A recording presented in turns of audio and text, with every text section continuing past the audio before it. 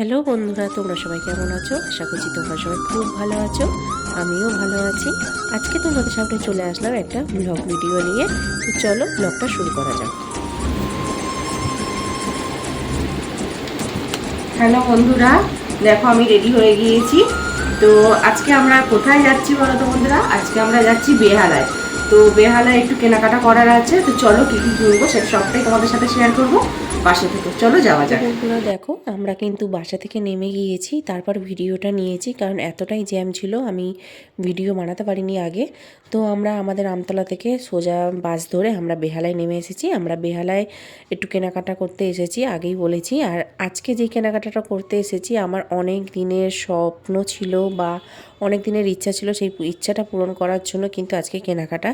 তো সবটাই তোমরা জানতে পারবে পাশে থেকেও। আশা করছি আজকে ভিডিওটা তোমাদের খুব ভালো লাগবে। আর যদি ভালো লেগে থাকে অবশ্যই কিন্তু লাইক কমেন্ট শেয়ার করতে ভুলো না বন্ধুরা।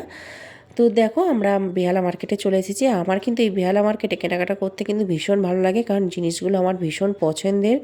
আর আমার জিনিসগুলো ভীষণ ভালো লাগে। তো তোমরা কারা কারা বেহালায় মার্কেটিং করতে ভালোবাসো আমাকে অবশ্যই কিন্তু কমেন্ট করে জানিও।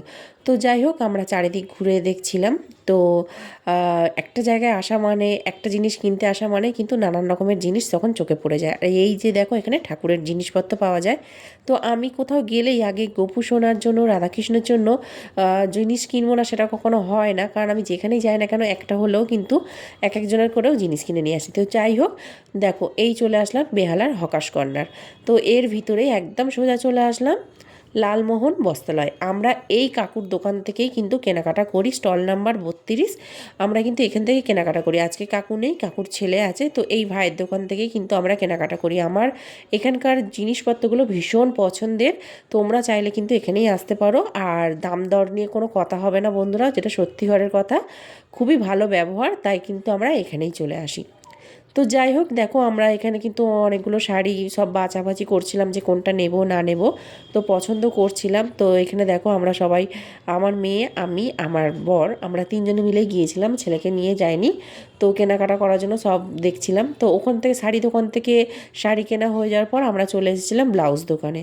এখান থেকে নিয়েছিলাম আমার জন্য দুটো ব্লাউজ। আসলে অনেক দিন থেকে ব্লাউজ কিনবো কিনবো ভাবছিলাম, কিন্তু কেনা হয় না। আসলে সেইভাবে তো শাড়ি পরা হয় না, ওই জন্য তো কেনাও হয় না। আর আজকে এসেছি যে গেলে কিনবো না সেটা তো হতে পারে না, তাই না? আর এখানে দেখো, আমার মেয়ে এখান থেকে একটা পারফিউম কিনবে বলে এই দোকানটা চলে এসেছিলো। তো এখান থেকে পারফিউমও চুজ করছিল যে কী নেবে না নেবে। তো যাই হোক, দেখো আমাদের কেনাকাটা হয়ে গেছে। তারপর আমরা চলে এসেছিলাম এই দোকানে। তো বাইরে একটু কেনাকাটা করতে আসবার, একটু কিছু খাবো না সেটা তো হতে পারে না। এই জিনিসটা আমরা প্রথম খেলাম, কোনো দিন খাইনি, কিন্তু খেয়ে খুব ভালো লাগলো। তারপর আমরা সোজা ওখান থেকে বাস ধরে চলে আসলাম আমতলায়। আমতলায় এসে কিন্তু আমরা ফুচকা খেয়ে নিলাম। আর একটু ফুচকা না খেলে কি জমে বন্ধুরা? যাই হোক, আর ফুচকা খেয়ে আমরা বাড়ি চলে আসলাম। আজকে ভিডিওটা কেমন লাগলো অবশ্যই কিন্তু কমেন্ট করে জানিও। আর হ্যাঁ বন্ধুরা, আমরা কী কী জিনিস কেনাকাটা করলাম সেটা অবশ্যই পরের ভিডিও দেখো। টাটা।